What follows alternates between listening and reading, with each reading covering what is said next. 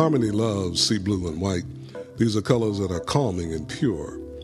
Her bedroom windows face east so that the rising and warming sun is her alarm. Ah, she says, rising slowly from beneath the covers, both arms at angles that look like she is making the letter Y. Her morning ritual is Pilates and meditation, a light breakfast, and a 3-mile run. Harmony is an individual, damn near idiosyncratic, yet she honors her connection with others. She explains herself this way: I have a need for personal accomplishment and a need to do something for the common good. I am Harmony, and I have dual and complementary motivations. Time has taught Harmony to find a fulcrum point in order to balance the two expressions of her singular self. Harmony's time is authentic and instructive because it is based on experience, change, and growth, never corralled by thinking options and answers have to be either this or that. Harmony is the poster child for limitless options and answers that can be both this and that.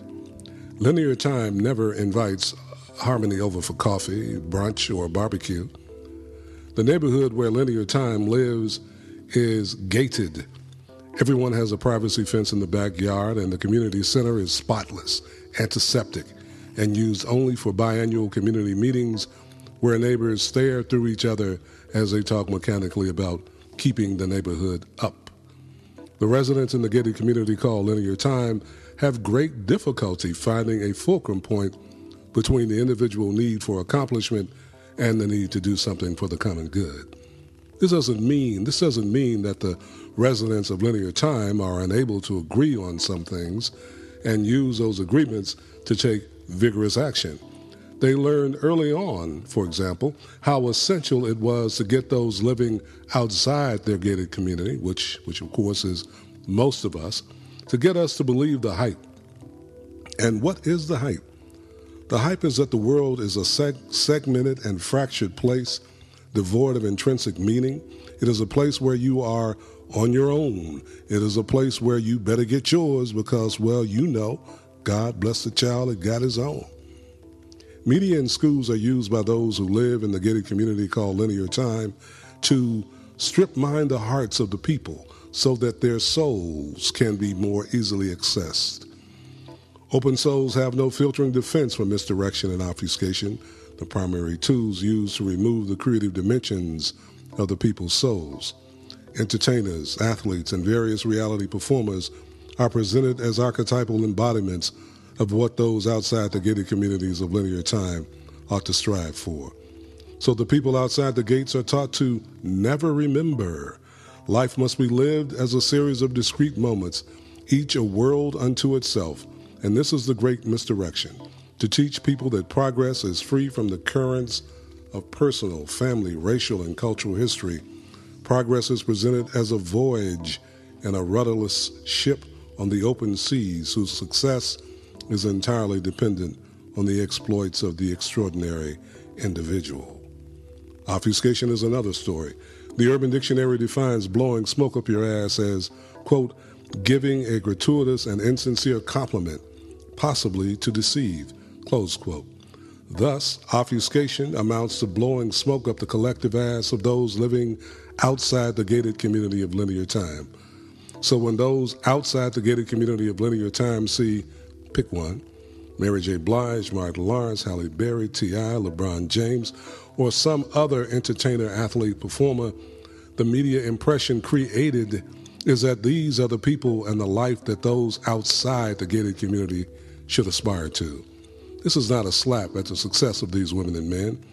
Rather, it is an indication of how their success is used by those inside the gated community as a way to obfuscate whatever unique talents those outside the gated community might have to offer the world. Instead of an expansive view of multiple horizons, those outside the gated community of linear time are taught to see tight portraits of media-approved celebrities as accurate representations of life's possibilities. Brick walls await these citizens, and the subtext they are provided instructs them to run repeatedly into those brick walls. Not to worry. To assuage the inevitable headache that comes, a cornucopia of legal and illegal drugs are made available.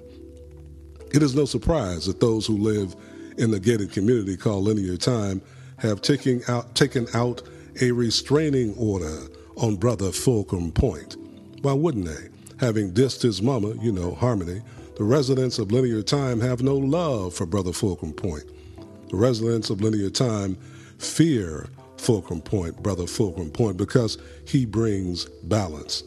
Legend has it that when ignorance was the only game in town, balance was an easy thing to obtain.